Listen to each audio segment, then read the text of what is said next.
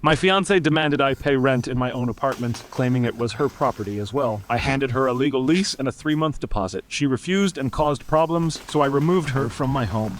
I'm 32, work in logistics management for a mid-sized distribution company. Nothing glamorous, but it pays well about $85,000 a year, and I've been smart with money since college. I'm the guy who brings his lunch to work, drives a paid-off Chevrolet with 120,000 miles on it, and actually reads the fine print on every contract. My coworkers think it's boring. My bank account thinks it's brilliant. 6 years ago, I bought this 2-bedroom apartment in a solid neighborhood. Good building with actual management, quiet neighbors who keep to themselves 15-minute drive to work. The place wasn't fancy when I bought it. Needed new flooring. The kitchen was stuck in 1997 with those weird oak cabinets everyone had. And the bathroom had this salmon pink tile situation that apparently was peak style in 1983. But the bones were good, and the price was right. $185,000 when similar units were going for $210,000.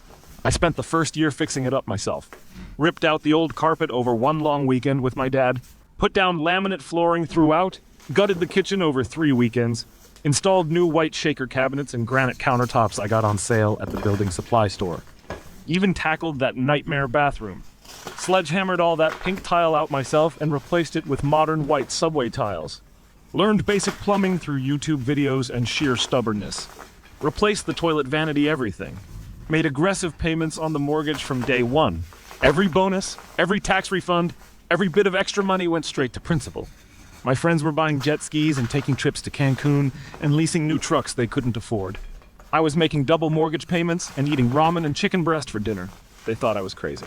Then 3 years ago, my grandfather passed. Cancer got him in about 6 months. Left me a modest inheritance. Nothing life-changing, but enough to matter. About $40,000 after estate taxes and funeral expenses. Most people would have bought a new truck or taken a year off to travel Europe. I paid off the mortgage completely, every last cent of it.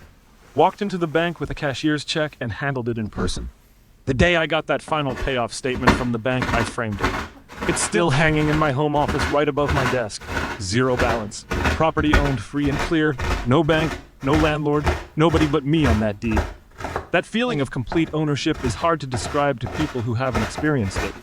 Walking into a place and knowing every single square foot belongs to you. No monthly payment hanging over your head. No worrying if interest rates go up or if you'll make next month's mortgage. Just pure, complete financial security.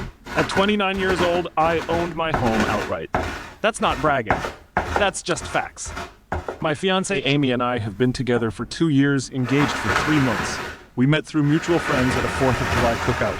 She's an administrative assistant at a dental office. Seems to like her job well enough. Makes about $42,000 a year.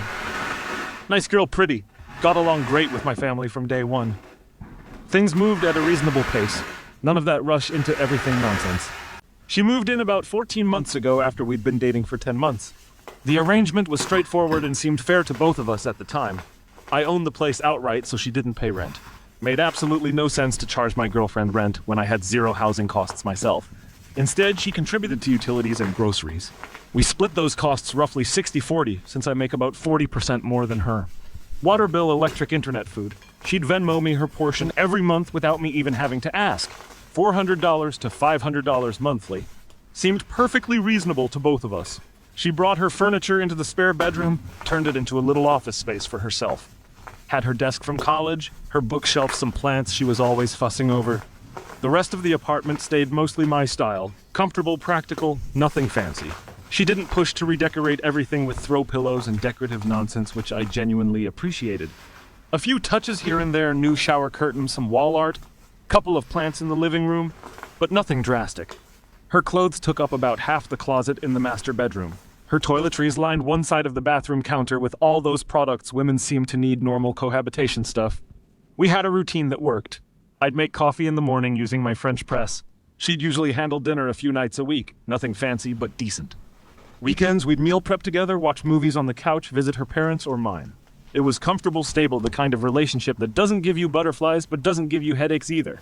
We rarely fought about anything significant, split chores without much discussion. I handled the heavy stuff. She handled the day-to-day tidying. She never complained about money, never asked me to buy her expensive things, and I never felt taken advantage of until last Tuesday. I was on the couch watching the Celtics game against the Lakers.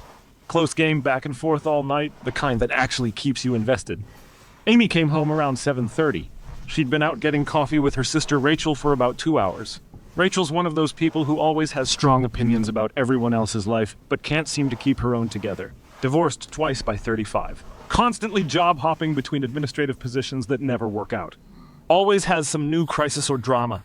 Her car gets repossessed. Then she's fighting with her landlord. Then she's got credit card debt she can't handle. But she's Amy's only sibling, so they're close despite everything.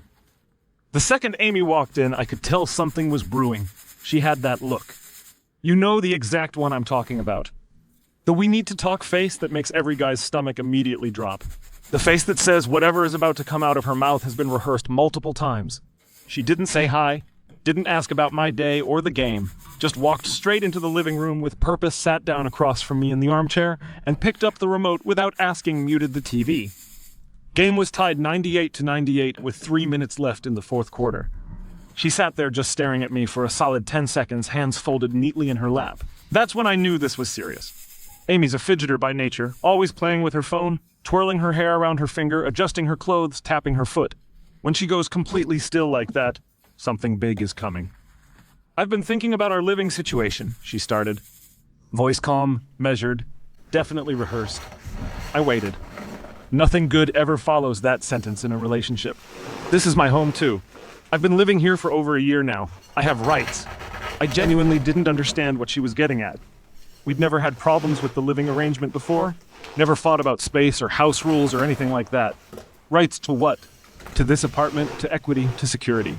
I've been contributing to this household, and I deserve recognition for that. I was confused. Like genuinely completely confused. You don't pay rent. You pay for some groceries and half the electric bill. What equity are you talking about? That's exactly my point, she said, crossing her arms defensively. The rehearsed part was really starting now. I could tell by the way she was talking. Too formal, like she'd practiced this exact speech. I've been giving you free labor, cooking, cleaning, emotional support, managing our social calendar, coordinating with both our families, maintaining this entire household. That has real value. Actual monetary value. I've decided I'm charging you rent now. $800 a month. It's only fair considering everything I do. I actually laughed out loud. Thought she was joking. Like maybe this was some weird prank Rachel had put her up to for TikTok or something. She wasn't laughing back. I'm completely serious about this. She continued, her voice getting firmer. Rachel says, I'm basically subsidizing your entire lifestyle by not demanding financial compensation for my contributions. Think about it logically. If you hired someone to do what I do, cooking your meals, cleaning your home, providing emotional labor and relationship management, you'd pay them way more than $800 a month. This is my apartment too, and you need to start paying me for the privilege of living with me. Let me pause here to clarify something extremely important, because this part matters for context. Amy doesn't cook. Not really. She'll make herself a protein smoothie in the morning, or throw together a basic sandwich for lunch, but actual cooking, I do about 70% of it minimum. Meal prep every Sunday where I make chicken, rice, vegetables for the week, dinners during the week when we're both home, breakfast on weekends, eggs, bacon, the works. She helps sometimes, usually by chopping vegetables or setting the table. But that's about it. And cleaning. She runs the vacuum through the living room maybe once a week if I'm lucky. Wipes down the kitchen counters occasionally when she remembers. That's it. I do the bathrooms every week because she says the cleaning chemicals bother her sensitive skin. I do all the floors because she doesn't like mopping. I do the deep kitchen clean every single weekend because I'm the one who cooks and makes most of the mess anyway. As for emotional support and relationship management, that's called being in a normal relationship. That's what partners do for each other as baseline human beings. I listen to her work drama about patience and insurance issues. I remember her mom's birthday and her dad's anniversary. I help her pick out gifts for her friends' weddings and baby showers. She does similar things for me. That's not labor you charge for. That's basic human connection and partnership.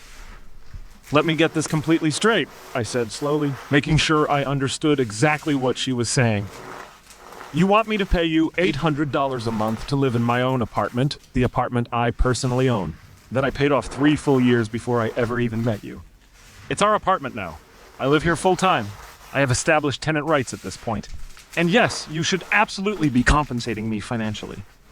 Rachel showed me multiple articles about this, about how women's domestic labor is systematically undervalued in relationships, and how we need to advocate for ourselves financially, or we'll get taken advantage of. This was 100% Rachel talking. Absolutely no question. Amy had never once in 2 years used phrases like domestic labor, or advocate for ourselves financially, or systematically undervalued in normal conversation before in her life. I picked up my phone and started typing notes in my notes app. Date, exact time, her exact words. Interesting business proposal. I'll definitely need to think about this carefully. She seemed genuinely satisfied with that answer. Actually smiled a little like she'd won some kind of victory, got up from the chair and went straight to the bedroom. I heard the shower turn on a few minutes later. She was probably texting Rachel about how well it went. I sat there on the couch, basketball game still muted on the screen, just processing what had literally just happened. My fiancée, the woman I'd asked to marry me 3 months ago with a $6,000 ring, had just demanded I pay her rent in my own home. The home I'd worked my absolute tail off to own outright. The home I'd spent years fixing up with my own 2 hands. The home I'd sacrificed vacations and new cars and nice dinners out to pay off early. And she genuinely thought she'd won something. Thought I was actually going to sit here and seriously consider paying her $800 a month for the privilege of existing in my own property. She had absolutely no idea what she just started. The next morning, I called my buddy Trevor at 8 a.m. sharp. We went to law school together our first year before I switched to business in my second year. Realized I absolutely hated the theoretical aspects of law, but loved the practical business and contract side. Trevor stuck it out, passed the bar on his first try, and now does real estate law full-time. Mostly landlord-tenant disputes, property contracts, evictions, lease agreements. Guy knows this stuff inside and out. Has handled probably 500 cases by now. I explained the entire situation to him. Every single detail. The original demand for rent, the sister's obvious influence, the tenant rights claim, all of it. Read him the exact notes I'd taken on my phone. He laughed for a solid 30 seconds straight. Deep, genuine belly laughter. The kind you absolutely cannot fake. She wants to charge you rent in your own property. Your property that you own free and clear. That's creative. That's genuinely the most creative thing I've heard all year. And I deal with ridiculous landlord-tenant situations literally every single day. What are my actual legal options here, realistically speaking? Well, he said, and I could hear him settling into full attorney mode over the phone.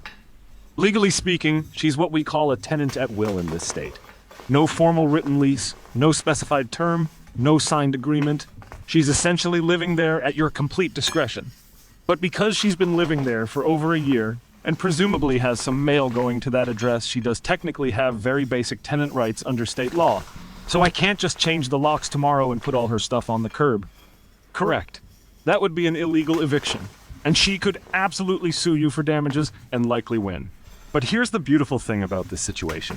If she wants to make this a formal business arrangement, you can absolutely make it a formal business arrangement right back.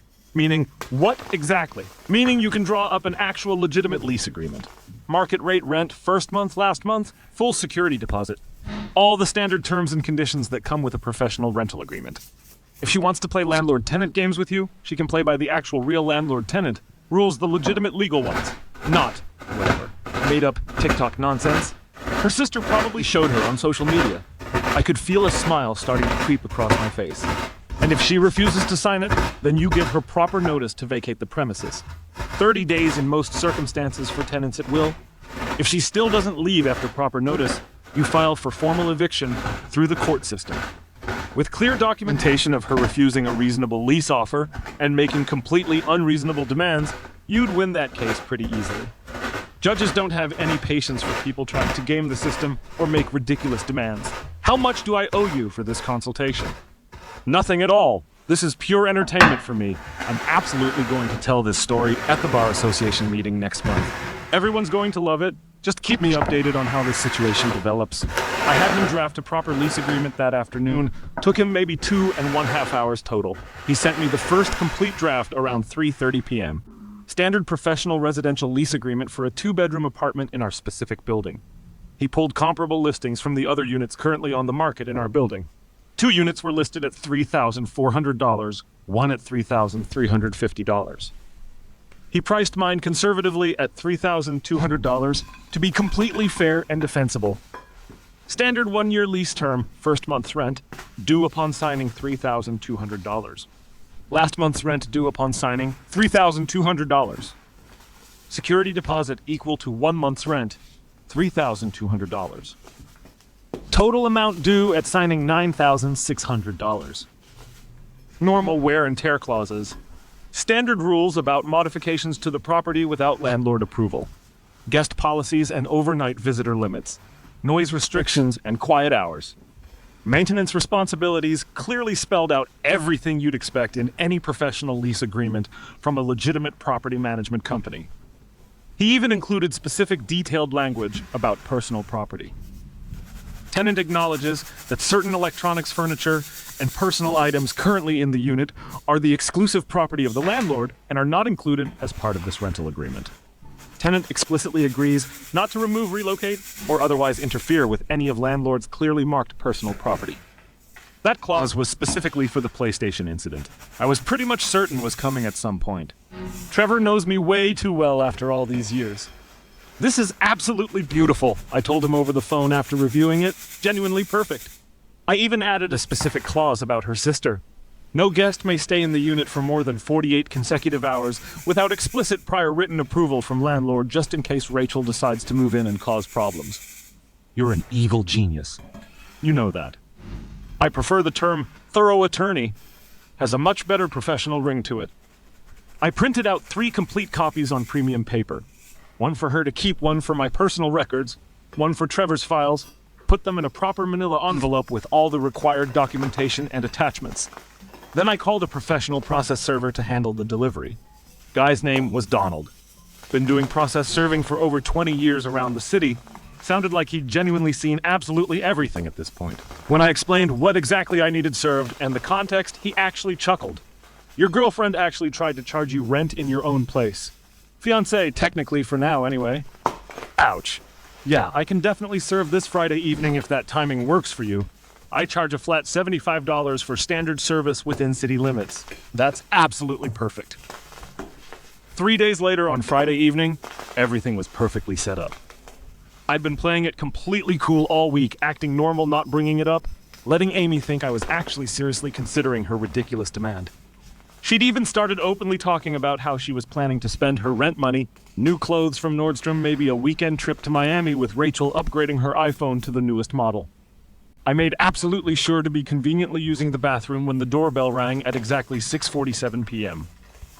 "Can you get that?" I called out from behind the closed door, timing it perfectly. She opened the apartment door. From the bathroom, I could hear Donald's crisp, professional voice clearly. "Amy Patterson." "Yes, that's me. You've been served? Have a good evening, ma'am." I emerged from the bathroom about 10 seconds later, casually wiping my hands on a towel for good effect, just in time to see her standing frozen in the doorway. Manila envelope clutched in both hands. Donald was already halfway down the hallway toward the elevator, probably heading straight to his car. Guy is an absolute professional. Amy was just standing there, staring at the envelope like it might explode. It was the official legal kind. Thick yellow manila paper, her full name typed perfectly on the front notary seal, clearly visible through the transparent plastic window. What? What is this? Why don't you open it and find out? Her hands were shaking slightly as she carefully tore open the envelope, pulled out the lease agreement, started reading the first page. Her eyes going progressively wider, flipped to the second page. Her face started going through actual colors. Red, then white, then this weird grayish pale shade. This is an actual lease agreement. A real legal lease agreement. She looked up at me, genuine shock on her face. "You're trying to charge me $3,200 a month in rent. Market rate for a 2-bedroom apartment in this specific building. You can verify the comparable yourself if you want. Units 4B and 7A are both currently listed right now at $3,400 monthly. I'm actually being quite generous by charging you $200 below current market rate." She flipped through more pages frantically, her finger stopping on the financial summary section. "This says first month, last month, and a full security deposit. That's almost $10,000 total. $9,600 to be mathematically exact. Completely standard lease terms. You wanted a business arrangement between us. Here's your business arrangement. Professional, legal, completely above board, and defensible.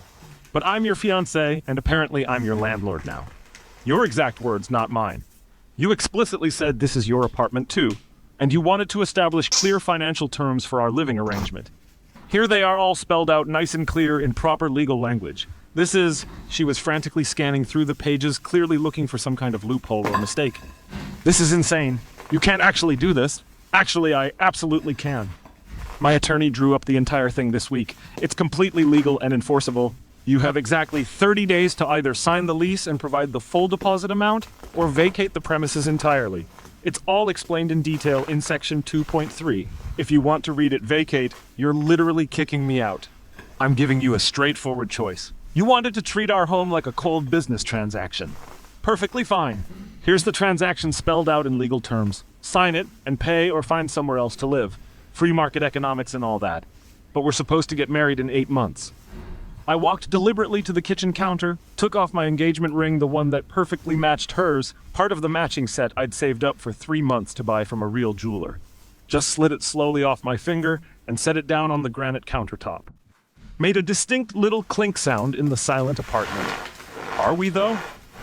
Because people who are supposed to be getting married don't usually try to extort rent payments from their partners and their own property. She started crying immediately. Big heaving sobs. The lease pages literally slipping from her trembling hands and scattering across the floor. Full breakdown mode happening right there. Mascara running down her face. That ugly cry thing where your whole face scrunches up. Sobbing about how I was being deliberately cruel to her, how I was maliciously twisting her words around, how she never actually meant any of this seriously, how it wasn't supposed to go like this at all. You literally told me word for absolute word that you were charging me rent and I needed to pay you for the privilege of living with you in my own apartment, the one I personally own, the one I worked my tail off for years to pay for. Did I somehow misunderstand what you said? Rachel said, "I should your sister." How interesting. Maybe your wonderful sister can help you come up with the $9,600 since she clearly has all the answers about how committed relationships should function. 2 divorces worth of wisdom right there. That made her cry even harder, louder. But I was completely done at that point. Absolutely finished. She'd crossed a line that you simply cannot walk back from. The weekend was tense and silent. She barely came out of the bedroom. I heard her on the phone constantly with Rachel and her mother. Lots of crying, lots of dramatic statements about how awful I was being. Monday morning, Linda showed up. Amy's mother. Sweet woman normally. Always liked me, but clearly there to advocate for her daughter. "We need to talk about this like reasonable adults," she said after Amy let her in. "I completely agree. Where's your daughter?" "She's in the bedroom. She's devastated. In the spare bedroom, the one in my apartment that I own." She sighed heavily. "You're really going to keep being like this? Being like, what exactly?" "Being accurate about property ownership. Being hostile and petty. Ma'am, with all due respect, your daughter demanded I pay her $800 a month to live in my own home. Then when I presented her with a legal lease agreement at market rates, she's claiming to be the victim here. I've been remarkably patient, actually. She's scared. She feels like she has no security, no stable future. She was getting married to me in 8 months in a home I own completely outright, with no mortgage, no debt, no financial concerns whatsoever. She had complete security and a stable future. She personally threw it away because your other daughter convinced her she deserved to extract money from me." Linda's face flickered with something. Embarrassment, maybe. She knew. Rachel has always been strong-minded and opinionated. Rachel told her sister to shake down her fiancé for rent money. That's not strong-minded. That's financially delusional. And now your daughter is going to end up single and homeless because she listened to terrible advice. You could still fix this whole situation. Just tear up that lease, forgive her mistake, move forward, and then what happens? We get married next year and she tries this exact same thing again. Maybe with a house we buy together, maybe with my retirement accounts. Where exactly does it end? No answer to that. She has 27 days remaining, I said firmly. She can sign the lease and stay here as a paying tenant. She can leave voluntarily, or she can wait until I go through formal eviction proceedings. Those are the 3 options available. The situation got progressively worse over the next 2 weeks. She tried everything. Day 11. I came home from work to find several of my personal documents had been mysteriously reorganized. Tax returns from the past 3 years, bank statements, the actual deed to the apartment, all moved from my locked filing cabinet to various random locations. She claimed she was doing some deep cleaning and put them somewhere safe. I eventually found them stuffed in a cardboard box shoved in the back of the hall closet. She was clearly searching for something specific, maybe hoping to find evidence I had hidden debt, or that I didn't actually own the place outright like I claimed. Day 13. Rachel started sending me increasingly hostile text messages, long rambling multi-paragraph messages about how I was being financially abusive and controlling and manipulative, and how Amy deserved so much better than me. I screenshot every single message without responding to any of them. Day 15. Amy tried to throw an unauthorized dinner party in my apartment without even asking. I came home at 7:00 p.m. to find 4 of her friends in my living room eating food I'd bought using my dishes and silverware, making themselves completely at home. She was apparently trying to establish some kind of community presence to make it harder for me to remove her. I walked in calmly, assessed the situation for about 10 seconds, then started methodically carrying the couch cushions to my bedroom. Just removed them one by one while everyone sat there watching in confused silence. "What are you doing?" one of her friends finally asked, removing my furniture from the common area. "You're all welcome to sit on the floor if you'd like to stay." The party ended within 5 minutes. Day 17. She accidentally broke my coffee maker, my nice Breville espresso machine that cost $250. When I asked what happened, she just shrugged casually. "Things break sometimes." "No problem. I'll just add it to your running tab." "What tab?" "The running total of things you're going to owe me when this is all over. We're currently at $37,800 in free housing equity. You haven't earned over 14 months plus $250 for the coffee maker you just destroyed. Should I keep going with the list?" Day 29 finally arrived. The official deadline. I'd spent the past 2 weeks being meticulously reasonable and documented. Every single interaction carefully recorded. Every outburst from her captured on my phone's voice recorder. Every attempt to damage property thoroughly photographed. I had an entire folder on my laptop labeled evidence that was getting concerningly large.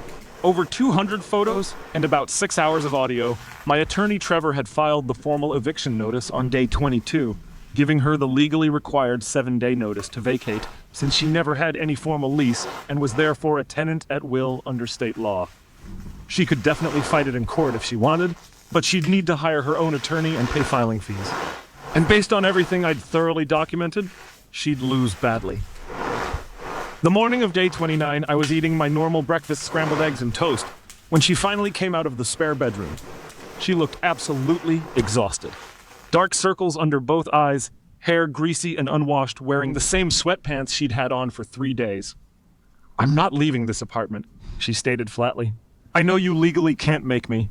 Actually, I absolutely can. The sheriff's department will be here at exactly 2:00 p.m. this afternoon to physically remove you if you're still present. I filed all the proper paperwork last week." Her face went completely white. "You're having me arrested." "Not arrested. Removed from the property. There's a significant legal difference. You refused to leave voluntarily. You've deliberately damaged my property. You've harassed me in my own home for 2 weeks straight. This is the natural legal consequence. I'll tell them you abused me. You can certainly try that if you want. I have 2 full weeks of thoroughly documented evidence showing you broke my $250 coffee maker, deliberately locked yourself in a room with thousands of dollars of my electronics, threw unauthorized parties in my home, with strangers, went through my confidential personal documents, and threatened me repeatedly. You have what exactly? The fact that I asked you to either pay market rate rent or leave my property. They'll believe me anyway. They always believe the woman in these situations, maybe initially, but they'll also review the actual evidence. And the evidence clearly shows you tried to extort your fiancé for rent money in his own home, then refused to leave when he ended the relationship. That's not domestic abuse. That's a breakup with an entitled squatter. She started crying yet again. At this point, I was completely immune to it. You've ruined absolutely everything, she sobbed dramatically. We were supposed to get married. We were supposed to have this amazing life together. You ruined everything yourself. You with your sister's terrible advice and your ridiculous demands and your fake tenant rights. I gave you a free home, a genuine partnership, a stable future. You wanted more money instead. I just wanted some basic financial security. You had security, complete security. You threw it away for $800 a month that you never would have actually collected anyway. Linda showed up right around noon with cardboard boxes and packing tape. Didn't say a single word to me, just helped her daughter pack up her belongings efficiently. Rachel came too naturally. She had plenty to say to me. You're an absolute monster, she told me venomously. You completely destroyed her. She destroyed herself. You just helped with terrible advice. How can you be so cold and heartless? How can you tell your own sister to shake down her fiancé for rent money and then act surprised when it backfires completely? No answer to that question. They were completely gone by 1:30 p.m. I stood in my doorway and watched them load the final box into Rachel's SUV down in the parking lot. Amy never looked back even once. Linda did, though, just for a brief second. And in that look, I saw something I didn't expect. Genuine embarrassment, maybe even shame. She knew. She'd always known her daughter had pushed way too far. She just couldn't admit it out loud. Here's the aftermath. The engagement ring. The one I'd given her 3 months ago. I asked for it back immediately. She refused at first. Rachel said it was rightfully hers regardless. I had Trevor send an official letter explaining that in our state, an engagement ring is legally considered a conditional gift that must be returned if the engagement ends, especially when the recipient is clearly at fault. Got it back 3 weeks later via certified mail. Sold it back to the jeweler for $4,200. Took the loss. Total cost of her living with me completely rent-free for 14 months was approximately $44,800 in housing value at market rates. Cost of the coffee maker she deliberately broke was $250. Cost of the locksmith to change locks was $185. Legal fees for Trevor were $1,200. Worth every single cent. Absolutely. Some people have asked if I actually miss her. Honestly, I miss who I thought she was. I miss the version of her that existed before Rachel poisoned her mind. But that person might have never actually been real to begin with. What I definitely don't miss is walking on eggshells, constantly wondering what new demand would come next. Feeling like my own home wasn't actually mine anymore. The apartment feels different now. Quieter, emptier, but also completely mine again. Actually mine. For the first time in 14 months, I can sit on my own couch in my own home without worrying that someone's going to hand me a bill for the privilege. A few days after she left, I got a text from an unknown number.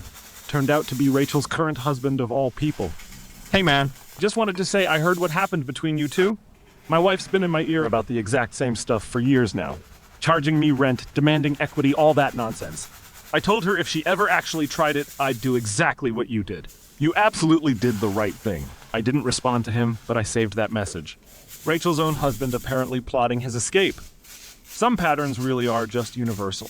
As for me, I'm genuinely okay. Still processing everything, still adjusting to having my space completely back, still occasionally finding her stuff in weird corners, a hair tie behind the bathroom sink, a phone charger under the couch cushions, little reminders of what almost was. But mostly, I'm just relieved, because if she'd pulled this exact same stunt after we were actually married with joint assets, with commingled property, with legitimate legal claims to my home, it would have been 100 times worse, maybe even 1,000 times worse. She actually did me a massive favor when you think about it. Showed me exactly who she really was before it was too late to escape cleanly. And all it cost me was a coffee maker and some legal fees.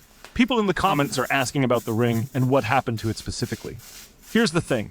That ring represented about 3 months of saving on my part. Not because I couldn't afford it outright, but because I wanted to do it right. Went to an actual jeweler, not some chain store at the mall, picked out the diamond myself, had them set it in white gold because that's what she'd mentioned liking once in passing about 6 months before. The whole process took time. Multiple visits to look at different stones, understanding clarity and cut and all that stuff I never thought I'd need to know. The jeweler was this older guy, probably mid-60s, who'd been in the business for 40 years. He actually talked me out of going bigger and flashier. Said the quality of the stone mattered more than the size.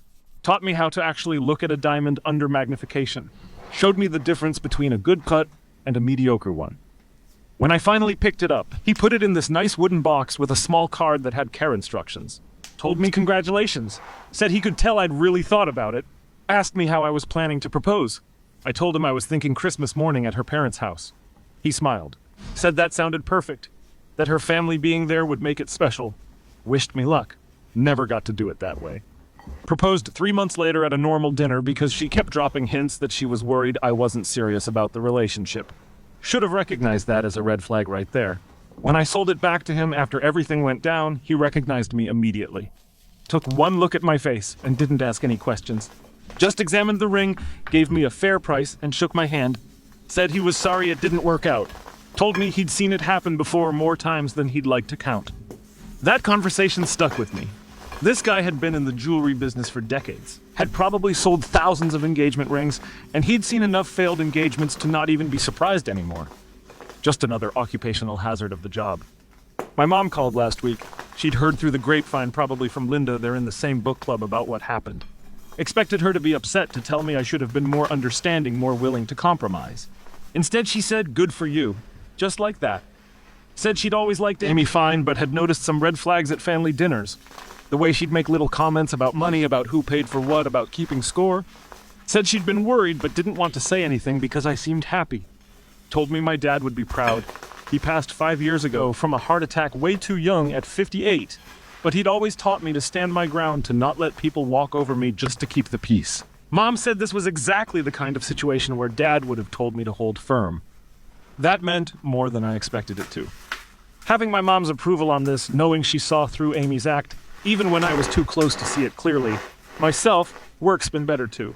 More focused, less distracted. I'd spent way too much mental energy over the past few months, dealing with Amy's moods and her sister's influence and all the drama. Now I can actually concentrate on my job. My manager even commented that I seemed sharper lately, more on top of things. We more on top of things. We more on top of things. We more on top of things. We more on...